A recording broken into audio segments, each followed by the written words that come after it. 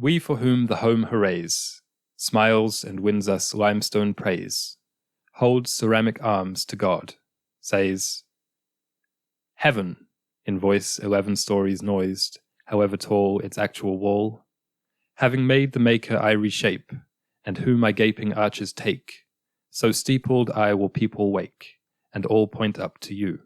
Though church my schemers not, no aeronaut a better perch was given, so high my gaze is risen. Hey everyone, welcome back to Solacene. This week we are talking about the one, the only Antoni Gaudi, Spanish architect. Aaron's poem seems to be a bit of an ode to him and his life, his faith, his creativity. Tell me about the poem. Thank you. It was inspired by him, of course. I thought it'd be a good introduction to the conversation. Gaudi was, by all accounts, quite a God-fearing man, which on Solacene, where we design a utopia, is almost neither here nor there because we don't want to prescribe different religions. We do that off microphone enough. Oh my God. But I really love this quote that I've had in the back of my mind for like a decade, that architecture is frozen music and music is liquid architecture. And there's this kind of unique place that I think it occupies among the arts as the most directly dealing with humanity's place in the universe. And whether you want to consider that religiously or not, it's up to you, obviously. But Gaudi did so. He was kind of nicknamed God's architect for that reason. And that's why I kind of have in the poem, even if it's not a church per se, you're still kind of making statements adjacent to worship, to spirituality in any case. So I thought that would be kind of a good baseline opener, if a little bit heavy, but also fun. Yeah, I think if we have spirituality as a part of our lives, any space can become a church. And Gaudi really leaned into that, whether it was making a park, making a home, or literally making a church. He erected it as a bit of a shrine or a bit of a space to evoke thought. Because often when churches are designed, you think, oh, the roofs are always decorated so that you can look upwards, and that's metaphorical but also literal, just changing your posture. But he created even homes to have that sort of effect. Right. Something I've been thinking about this week is that people will always use that example that you just did about churches pointing the gaze upwards, and because they are often tall and angled up to the heavens, or other religious buildings, they make you feel meaningful. And maybe they'll contrast it with, you know, the drabbest, squarest, flattest, brutalist building you can find and say, these ones make you feel like ants. But it's a really interesting contrast where it's kind of like, just ostensibly, if you're in a massive, pointy, spacious building, you should feel small. You know what I mean? Like but you don't, is what I'm saying. And if you're in a kind of claustrophobic and very rectangular and dull building, you should kind of feel big. But it's the opposite. It's the opposite, yeah. But that's an aside. So today we're talking about Gaudi, his style, his life. We're drawing lessons for our beautiful, sustainable, tactile Solacene, and we are pretty much adding him to the Rushmore of now 10 or 11 people that we've covered through the semester. It's been quite a journey. He's the first architect. So he's the most kind of concrete, pun intended, example of someone you visualize when you think about your utopia. Yeah, absolutely. He's the patron architect of the Solacene, let's say. I don't think all the buildings there look like him, but they can definitely take some cues. Absolutely. And funny enough, Gaudi was quite the utopianist. I made up that word. Perhaps it already exists, but he had a lot of thoughts about utopia and even some attempts to build small communes based on utopian principles. So we'll get to that as we talk about his life. Gaudi was Catalan, which was quite an important part of his identity as a person and as an artist. He wasn't actually born in Barcelona. He was born in Reus, which is just southeast within Catalonia, and it's just west of Barcelona, so pretty close. I'm sure he had visited Barcelona a few times in his childhood, but until he went to school, secondary school, he remained in this smaller town. And as a child, he was sickly. And that's my first Solacene recommends. Sickly children going in the country. My first Solacene recommends having some kind of rheumatism as a child. Yes. It seems like every great artist, scientist, maybe it was just all kids back in the day. I have noticed that as a kind of, maybe Malcolm Gladwell should write a book about that, because I think in Outliers, he specifies that like a weirdly high percentage of really successful CEOs and artists are orphans or have some similar tragic youth. So yeah, I have noticed that. Maybe you just notice it more though. You know what I mean? Like maybe there's just a lot of sick children. Yeah, especially in the mid-19th century. Of course, there were way more sick children. But I just found it funny because I was reading about his life and this stood out, and it's a big part of his inspiration was him spending a lot of time in the country. So even away from the small town, he went full on into the country. They had a home there and spent a lot of time with nature. It seems like it's a running theme throughout our Mount Rushmore. Mm-hmm. It's probably something to do with having a lot of time to oneself rather than like kicking a ball around and being contemplative. Yeah, absolutely. From a young age.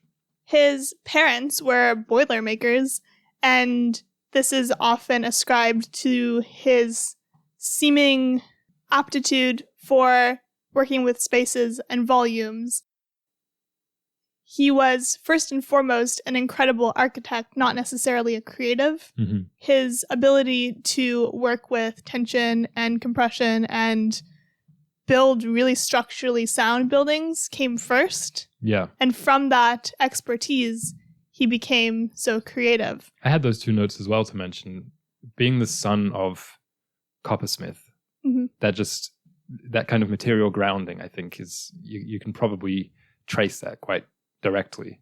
Mm-hmm. And also, the fact that he was, by all accounts, quite a pragmatist, which when you look at the buildings, which I understand it might be frustrating for listeners because they might be like, oh, I know the name, I can't quite picture the buildings, but I guess you have the internet as a companion and you can always search them up, because I have listened to architecture podcasts before and been quite, it's not the most satisfying experience because they're discussing these buildings which obviously exist visually, and you can do it with the most kind of painterly language, but it's always going to be just a verbal kind of adumbration for the listener.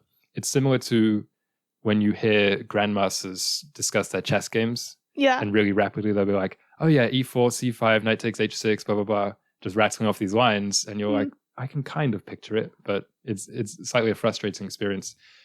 So sorry about that, I guess, for people listening. But yeah, his pragmatism, when you see these buildings that look like something straight out of a fantasy or almost slightly Dr. Seussian, you wouldn't imagine him to be, as you said, quite a principled architect in terms of it's not like they were always teetering. Like they were very solid constructions, and he was making string models of things to kind of simulate the amount of tension that would be bore in different areas of the buildings. And another thing I liked was that his plans for these projects were often kind of liquid. They would develop as he went rather than just like one formal schematic from the start that will work from. He was often even on site consulting with the different construction workers there, which is something that you wouldn't expect, let's say, just by looking at them. You'd think it's like some madman holed away in a desk that's the size of a house, which was another one of his failed projects. But no, seems like a man of the people. Yeah. At least became one during his life. Absolutely.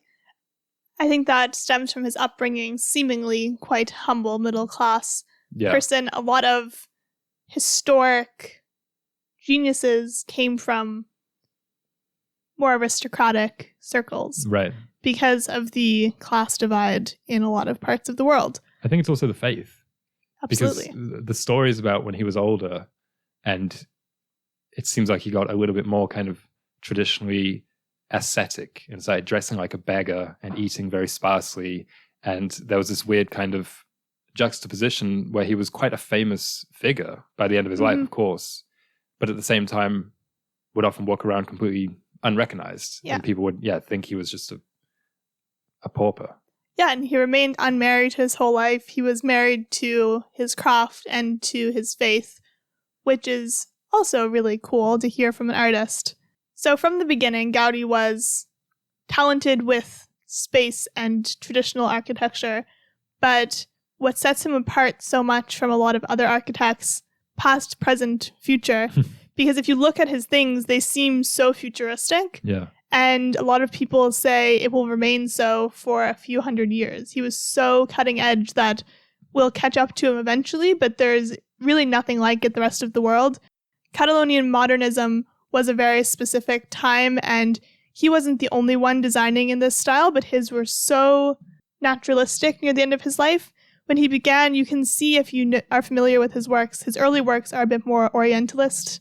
Mm-hmm. There are a lot of tile work, a lot of motifs that you see in like the India Middle East. And Middle East. And then he moved into a more neo-Gothic era. But then the last chunk of his life, I would say the majority of his major works are this naturalist technique that he used. And a few things that he said in his lifetime concerning this was he developed this really great respect for nature and its mysteries and thought of it as his personal supreme mistress, like his muse was nature, but also as God's crowning glory of creation. And I feel like that's really interesting. We'll talk about it a bit later when we talk about the Solacene, of not necessarily thinking of humans as the pinnacle, but of nature, because humans are a part of that. But when we set ourselves apart and say humans are the crowning glory of creation, I think that can make us a bit uncreative in a way and small-minded. I actually have a wonderful tie-in for that, which is this week's Villain of the Week. Do, do, do, do, do. And I told you who it was yesterday. It's Howard Roark, who was, until this week or so, the only other architect with whom I was this familiar. Of course, he's a fictional architect. He is the main character of Ayn Rand's The Fountainhead, which I'm not going to say as a Solacene recommends. It's not exactly one of the foundational texts for our utopia. Unfortunately, it was a book that I have quite a deal of details on, because in that most desperate time of any student's life, hunting for scholarships, when we were in high school, so this is grade 12, so we were like 17, I came across the Ayn Rand scholarship online, which I'm sure has hooked many a prospective undergrad. And the game was basically read one of her just massive books, The Fountainhead. I think it's like 700 or 800 pages, and write an essay on it. Unfortunately, I didn't win, but I did place. And so I got like a minor, I think I got like $50. And crucially, I'm still a member of the Ayn Rand like youth club or whatever. And every year they send me an email about their little getaway, which looks almost exactly as you'd expect it. That sounds like one of my worst nightmares, an Ayn Rand getaway. It's like we're going to go live in a brick cube and talk about finances. Right. So Howard Roark, I picked him as quite the foil to Antoni Gaudi, in that he is Rand's example of American individualism triumphing over the collective. That's kind of the story of The Fountainhead.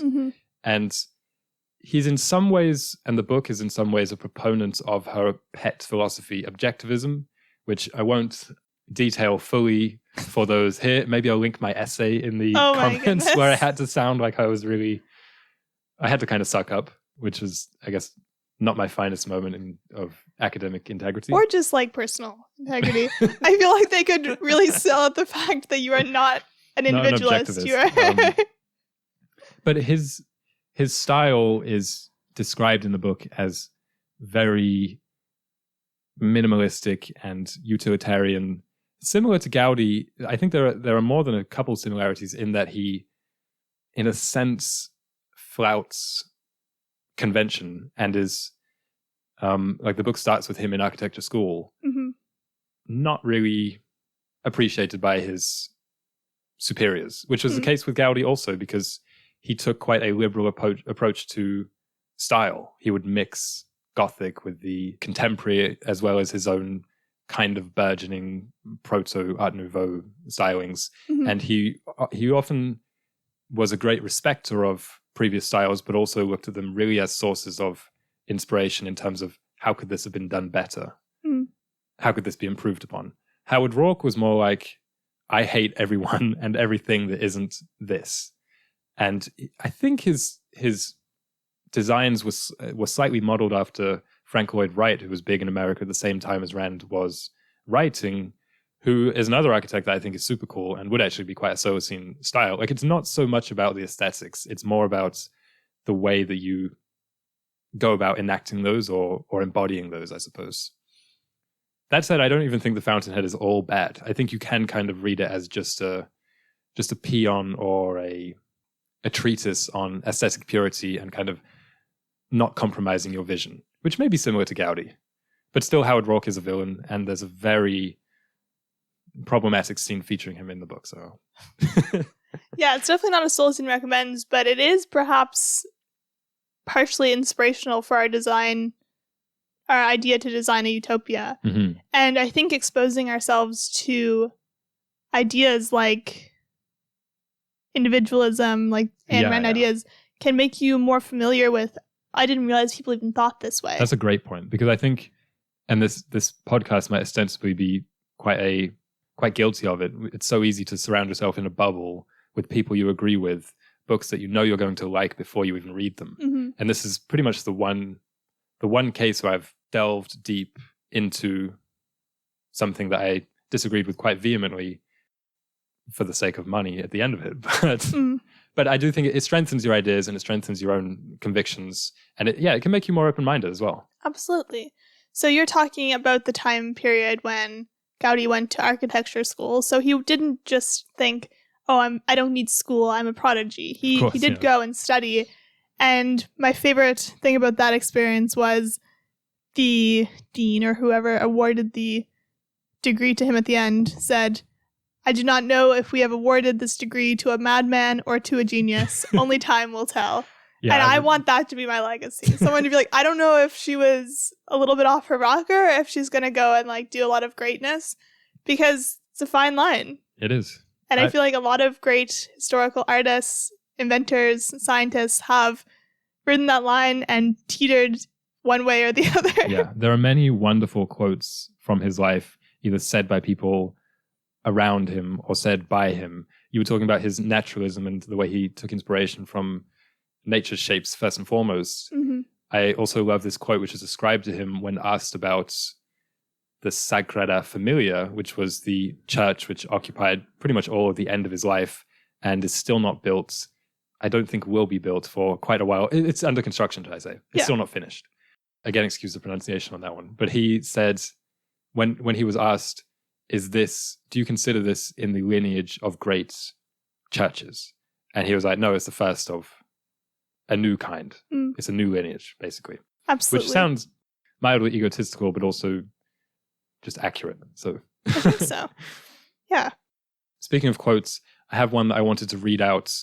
You and I watched a documentary on Gaudi, which maybe that is the Solacene recommends for this week, because it was a really fun experience. It was about 70 minutes long. It's on YouTube. It's just called Antoni Gaudi, and it was made in 1984. It's Japanese, but there's almost no speaking throughout. It's just footage of the buildings with this kind of almost ethereal score in the background. It looks more like a sci-fi than any kind of documentary that you'll usually see.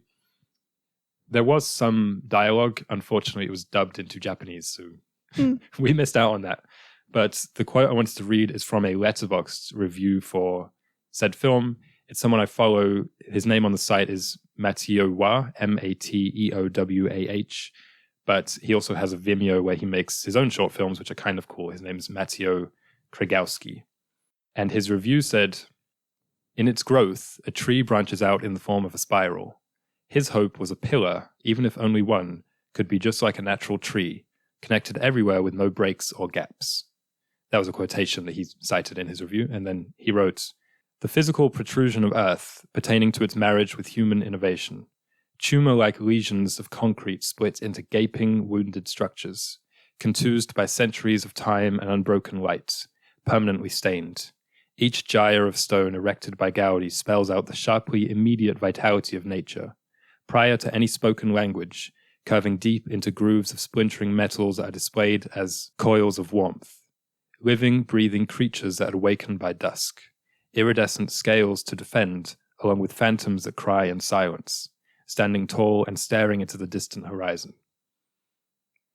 Which I just thought was great poetry and really well written. It's a bit of a strange source to cite, but what I loved about this review was it articulated about the style something which is hard to otherwise say. It's not just pretty. It's, in a sense, sometimes kind of ugly.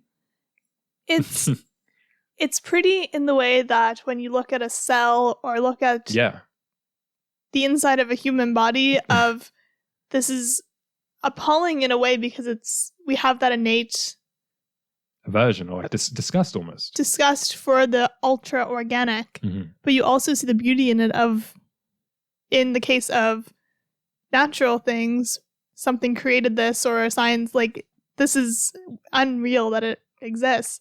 And his architecture takes on a bit of that, it has this slight aversion to it because it's so natural and so sprawling. But yeah, I mean, the Sagrada Familia, which is the church in Barcelona, a lot of people will probably recognize it. It looks like termite mounds.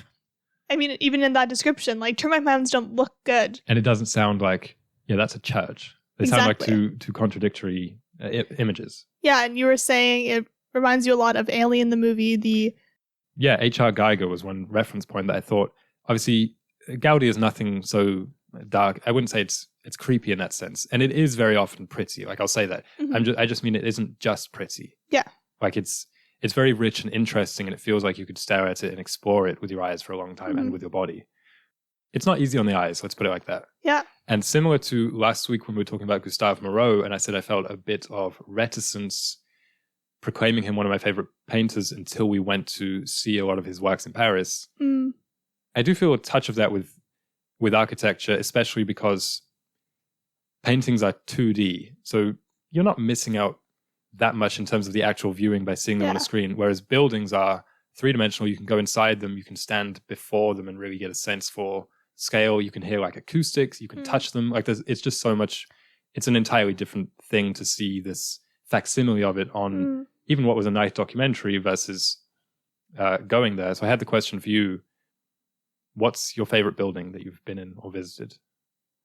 I know it's a bit of a big question. I'll answer mine first to give you time to think. It was when we went to Rome, and there was that big neoclassical, like massive building that was called the Monument to Victor Emmanuel II. Do you remember that? We could climb the stairs on the outside. There were flags. Mm-hmm. And it was, I think you go inside. Yeah. It was the most kind of grand and just impressive building that I've personally visited. And also in terms of the experience versus just the visual of it. When you're in these places, you get the sense for the location and the sightlines and the way that roads may lead up to it, or there may be a piazza in front of it. And then we're saying, why don't we have piazzas why aren't there any squares in North America? That's just a side gripe. But we should have squares. Yeah, I'm going to get into squares a bit later. We're in Montreal. There's a lot of corners, but no squares. Yeah, so weird. It doesn't add up. For me, there's obviously a lot of impressive buildings in Europe, but the first thing that came to my mind was the Mary Queen of the World Church in Montreal. Oh yeah, that's really nice. Because North America is such a young group of countries. And so a lot of things, even that were built a couple hundred years ago, have been destroyed and remodeled. But this church is right in the heart of downtown Montreal, and you walk in and it's shaped like a cross. Mm. And you don't notice that at first, but it's a church, and normally churches are long hallways with an altar at the front, but this has the altar in the middle, and there's offshoots, these incredible paintings, incredible crypts, and the outside of the building is massively impressive, but the inside has this hallowed space feeling that I don't know I've felt anywhere else. A lot of people in Montreal specifically will talk about the Oratory Church, right, which is this really modernist design on the inside. And it's interesting because until seeing that church, I had never seen any interior of a church that wasn't the more Baroque. Yeah, so minimalist. Yeah. And there's rock underground. Yeah. Like you can go and tour just like this cave underneath. It's built into the mountain. Yeah. And that church really reminds me of Gaudi's work in that it was saying this is a church, but it's going to be modern. But I think for me, yeah, the Mary Queen of the World church is the coolest that I've seen.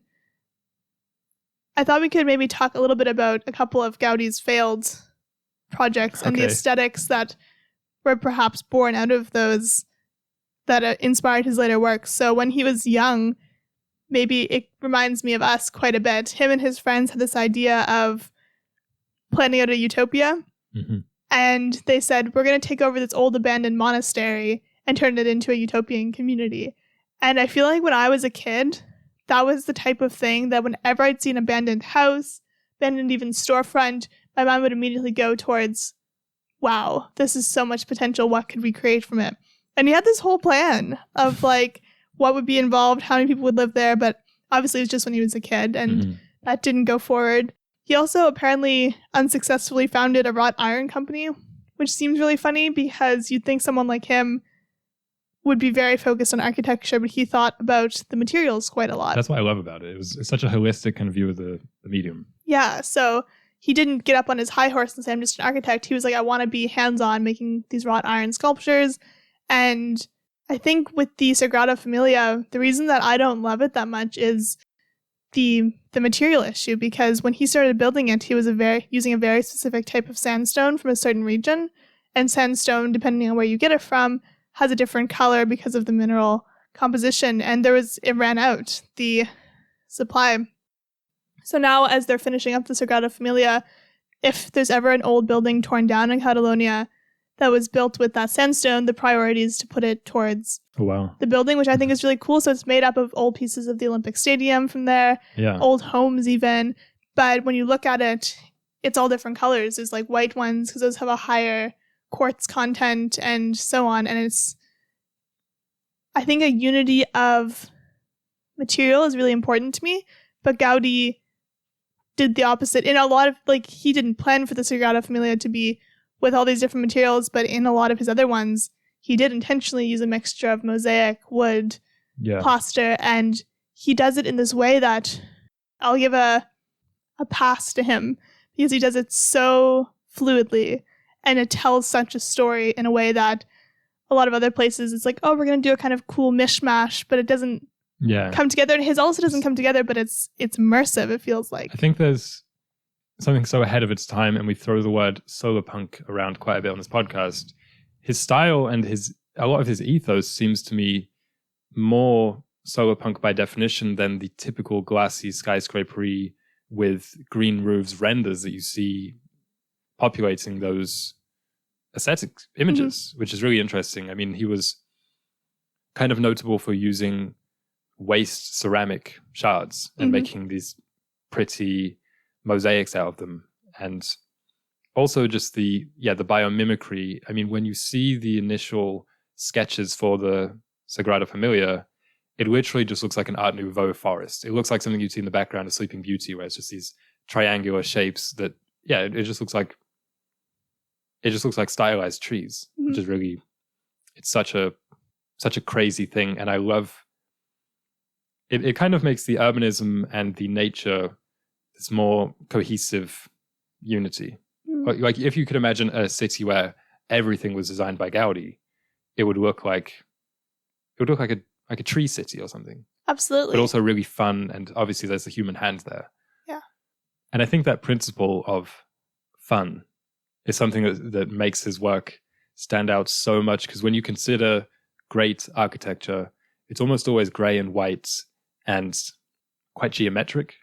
I'm not an architecture student, so it may just be a misconception I have or a bias. But there's something about just the sense of playfulness in the shapes that he used. Probably my favorite of his works that I would most like to visit and is on my equivalent of a bucket list is called Güell Park in the middle of Barcelona. And it looks like this, I don't know, like this really stylized Disneyland. And there's this giant continuous bench running through it, which is snaking with these curves that you just, I don't know, you don't see that kind of thing very well. Or there's a terrace where there's these wonderful kind of curved stone railings, I suppose. And that just chiefly they look like they would be fun places to be and fun places to walk around in. And it's fun without that kind of postmodern self-awareness or irony, which is what I love about it so much. Yeah, it's childlike and naive, because especially with that park, which originated as a bit of a Disneyland type idea of creating a suburb, because at the time it was suburban. It wasn't right in the heart of Barcelona like it is now because of expansion and whatever. So him and Güell was the name of the other person working on the project, started designing this park, and it was meant to be a walled community, but Gaudi had these sort of collectivist ideas and said, no, I don't want it to be completely walled. Like, why would we put all this effort into creating this beautiful space when the general public won't be able to access it? So the most common image you see is the entryway with the lizard fountain, and it's this grand welcoming entryway to the park. And it was meant to be a collection of 60 homes. There ended up only being 2 homes built in there because it wasn't accepted by the city or by people. Yeah. And he actually lived out most of his days living in one of those homes in the park. Oh, wow. One note, I guess, about that kind of collectivist ethos, graffiti, that's a Solacene doesn't really recommend. Yeah, there'll be no graffiti in the Solacene. I don't know. It's an awkward thing to talk about because I know graffiti is ancient and I know it was all over ancient Rome and it's not like a modern phenomenon, but it feels like there's a distinctly modern embrace of it, which may be what I'm against. It's kind of municipalities and governments trying to be hip and be like, oh, graffiti, nice. Yeah, we commissioned this graffiti artist to do the side of all the buildings, and I think I feel like there's a kind of ego to it.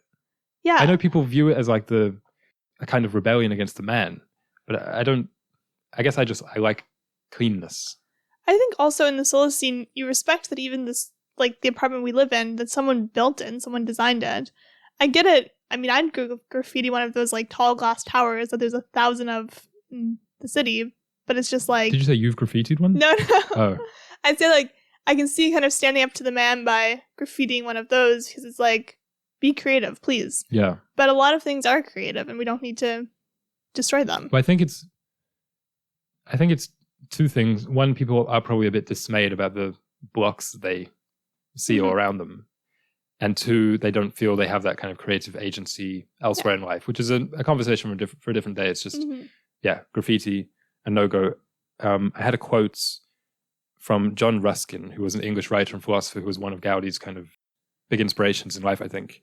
And he said, ornamentation is the principal part of architecture, which it just flies so much in the face of the really austere and copy and paste shapes that seem to dominate city building today, which leads into Gaudi's Barcelona. Something that inspired both of us, I think, is the fact that there could be a city so synonymous with a style. And Gaudi wasn't the only prominent architect building in that style, but he's who we're focusing on today. And it's kind of a universal Solacene concept for places to have identity. Absolutely. I said we went to Rome and I really admired all the ancient monuments, of course, but also there's a lot of neoclassical. When you go to Paris and you see all the buildings along the streets in the Haussmann style, it looks like Paris. And I think you can spread the language of English to everywhere you go and play the same movies across the planet and eat at the same McDonald's in like 1 billion cities on Earth. But those buildings and that style, that's what makes the city, that's the literal fabric of the place. And that's what's kind of inspiring about travel, period. Because if everywhere looks the same, which I know it's going in the direction of this kind of homogeneity with glassy nothingness, then there'd be no character. Absolutely. And his commitment to using local materials and local inspiration was so inspiring to me, because we've been talking a lot lately amongst ourselves about how, yeah, you can be inspired by movies and inspired by books, but you have to go to the source. And then this was one of his most famous legacies, was saying the only way to be creative is going to the source, which is going to nature or going to God in his case. And I think we can really lean into that in the Solacene for creating a more diverse literal landscape of cities and of cultures, because everything's homogenizing.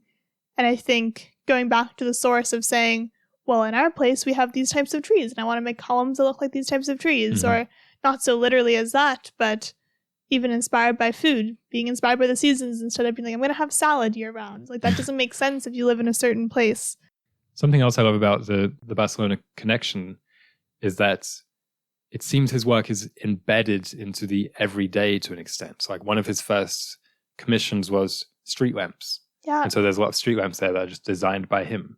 Yeah. And they look very distinct. They look like Gaudian street lamps because they were. And that's the kind of small, or like in Paris where you see the font for the metro. It's like that's a very Parisian thing, and you don't see that elsewhere. I love those kind of everyday interactions with design, because architecture often can be a grand neoclassical monument that looms over you and the rest of you are living in boxes. Yeah. Or it can be a democratic prospect. And I think that's what Gaudi would really love. I think so. I mean, he made houses and said houses and furniture should be beautiful. And an unrealized project that he also did was a series of news booths. So you know those booths where you sell newspapers, but he wanted to include in them public toilets, flower shops, barometers so you could see the weather, and clocks, and just making these tiny little things accessible but beautiful. I love his furniture. His furniture is so cool. And the interiors of the buildings as well. Yeah. And that's why I mentioned the park with the bench. It's like a bench. Anyone can sit on there or read on there or do whatever. Another example of this is actually in your hometown. Something that's always struck me is that the fire hydrants are painted to be like tiny dudes. They all have a little They look like minions, kind of. Yeah. But they're not all yellow. And I always thought that was so cute and such a...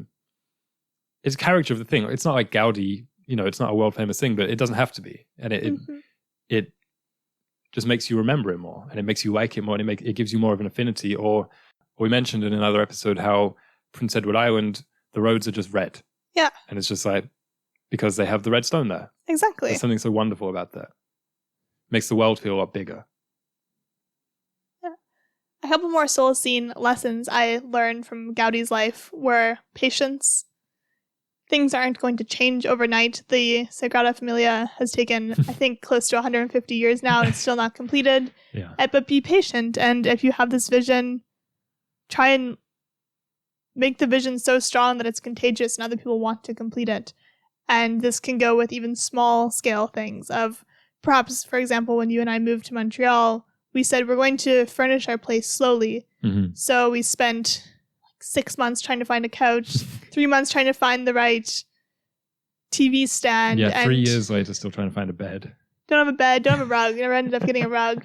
But it's being patient, and then you actually grow an affinity for the things around you. I think the only kind of design or accumulation regrets we've had are when we've been impatient and said, I'll just get it from IKEA. Exactly. Because then it's tended to fall apart. Yeah, we've gotten rid of almost all of the rash IKEA purchases that we made when we first moved here because they just fell apart. And then that ends up being like just financially and sustainability wise not strong. Another lesson is respect for all. This comes to the end of his life where, as you said, he was becoming more of an aesthetic and he appeared as a beggar. So he died by being hit by a tram and then was in the street suffering, but no one would help him because they just thought he was worthless. But you never know who is... Yeah, it's like a story from Ovid or something like that. Exactly. You never know who's knocking on your door. Yeah, so I think that's obviously been mythologized through Ovid and through countless other stories of, it could be the queen knocking on your door disguised as a witch, but you need to just respect everyone. Yeah. And they don't need to innately have value in your eyes, but lend a helping hand. Because we picture things used to be all chummy, community-based, but this was 100 years ago, and they were still disrespecting people. So it's not... it's not new that people are rude. Yeah. Let's put it like exactly. that. So we need to make it new that people are nice. I had a final note, which is more of a vibe. It's more of a vibes episode anyway. Yeah. I mean, who are we kidding? The whole podcast is vibes. Solacene vibes. That could be like our music channel. It's about just letting yourself, not as the designer, but as the designee, maybe, as the person experiencing those buildings, music, arts, whatever it may be, letting yourself be swept away in it. Because I think we have so many shields that we put up, and we want to be cool. And when you see a really inspiring or impressive building, like if you're with a group of people, you're kind of like, oh yeah, nice. Because you have to play it cool and play it kind of straight-faced. But I think sometimes you can just fall to your knees and cry out or something like that. Yeah. Or we were walking yesterday and we saw a woman barefoot in this tiny square of soil with the tree, just with her head against it. I don't know what the situation was, but there's some things, just that vulnerability. Or I was watching this video about how Hans Zimmer composed, or claims to have composed, one of the songs for Dune Part 2, and they started playing it.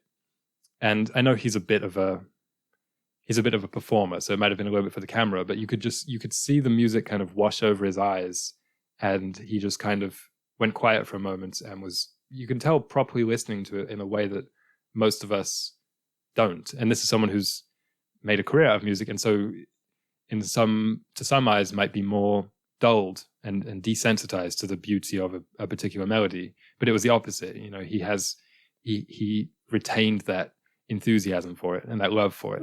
And so that's why I think that's a very Solacene principle. While looking into Gaudi's portfolio, I did many a virtual tour of the buildings and ideally would be able to visit them someday, but preparing for this episode, we didn't exactly have the budget to go to Barcelona for some field research. Maybe in a year. Yeah. But this one house in particular was my favorite, Casa Balto, and I encourage people to look into it. And it was aquatic themed, which is a very Solacene thing of having land things inspired by aquatic. And a few lessons I learned from just looking at the interiors were that we are very obsessed with symmetry. I say we're living in Wes Anderson's world, perhaps, and a lot of design principles, be it graphic design or otherwise, rely a lot on symmetry, but I'm going to try a bit to lean into a lack of symmetry, because in nature there's both. We get obsessed with, oh wow, it's crazy, there's these concentric circles in trees and in snail shells, and I think that's really cool, but there's also the sprawling branches of trees. And in the basement of Casa Balto, there's this 10D experience which seemed like the most terrible juxtaposition I've ever seen. So you walk through this house, everything is inspired by seashells, and like there's this area which is just a laundry room, but it looks like you're in the spine of a fish. It's incredible. And on the roof, there's this abstract representation of St. George fighting the dragon. And so there's a dragon's spine and there's St. George's cross, and it's this story, the building is inspired by mainly dragons, but also, ocean. And it's so incredible and dynamic. And I feel like you could spend years in that house and not need furniture. You could just live in this space, and it's beautiful. So what's the chicken tendy experience? The tendy experience is this room. You walk in, it's just black, all screens. And then it turns on and it's like 5 layers of photos just like washing over you, and it's called the Gaudi experience, and it's just all photos of his architecture. And I'm like, you and I often say it'd be amazing to go experience this in real life. Yeah. And then the people who installed this experience in the basement were like, you're literally in Barcelona, you're literally inside of one of the houses Gaudi designed, but we need to augment the experience through this sonic visual, I don't know. It's kind of, it's what it seemed like. The man walked out of the room and was like, wow, that was crazy. Like, that sounds like a form of torture. It's kind of like those immersive Van Gogh experiences that travel around. And it's like, I don't think being washed over with visuals and sound is good for us. I don't want to disparage it because it might be cool. I've never been to one of those Van Gogh things. And I'm sure if we visited that house, you might feel the allure. You might want to get a little bit tendy. Maybe. So thank you all for listening. Go look into Gaudi on your own because it's a very visual thing. if you like visual things, you can see us on YouTube and subscribe to us on YouTube. Watch us on YouTube. Solacene, we went viral this week. Whoa, that was so crazy. Viral for us, should I say. We got like 1,000 views on one of the videos. And wow, I'm just being recognized in the streets at this point. So it's getting crazy over here. Yeah. Thanks for listening/watching.